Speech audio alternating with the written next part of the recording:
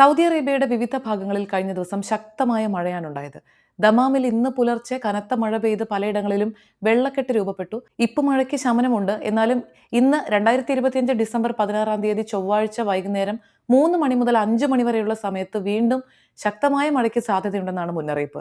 നിലവിൽ Dammam, Mecca, Medina, Qasem, ഹൈൽ തുടങ്ങിയ ഹൈവേയിലൂടെ യാത്ര ചെയ്യുന്ന ആളുകൾക്ക് മുന്നറിയിപ്പും നൽകിയിട്ടുണ്ട്. വാഹനയാത്രികർ അവരുടെ വാഹനങ്ങളുടെ ടയർ, ബ്രേക്ക് സിസ്റ്റം, ഫിറ്റ്നസ് എന്നിവ പരിശോധിച്ച് ഉറപ്പുവരുത്തിയ ശേഷം മാത്രം യാത്രയ്ക്ക് മുതിരുക. റോഡൊക്കെ വളരെ തെന്നിക്കിടക്കുന്ന ഒരു അവസ്ഥയിലാണ്. ജാഗ്രതയോടുകൂടി മാത്രം വാഹനം ഓടിക്കുക എന്നാണ് പ്രത്യേക നിർദ്ദേശം നൽകിയിരിക്കുന്നത്. പിന്നെ കഴിഞ്ഞ ദിവസം ഈ മഴയുണ്ടായ സമയത്ത് ഇത് കാണാനായി ചില വാദികളിലേക്കും പർവ്വതങ്ങളുടെ താഴ്വര പ്രദേശത്തേക്കൊക്കെ പോയ നിരവധി ആളുകൾ പെട്ടെന്നുണ്ടായ കുത്തൊഴുക്കിൽ വാഹനം പെട്ട് പല ബുദ്ധിമുട്ടുകളും ഉണ്ടായതായും റിപ്പോർട്ടുകളുണ്ട്. അപ്പോൾ ഇതിനെ തുടർന്ന് മഴയുള്ള സമയത്ത് വാദികളിലേക്ക് ഒരു കാരണവശാലും പോകരുതെന്നും പോലീസിന്റെ ഭാഗത്തു നിന്നുള്ള മുന്നറിയിപ്പുണ്ട്. റിയാദ് അടക്കം സൗദിയുടെ വിവിധ മേഖലകളിൽ ഇന്ന് ഉച്ച കഴിഞ്ഞും ശക്തമായ മഴ ഉണ്ടായേക്കാമെന്നാണ് മുന്നറിയിപ്പ്.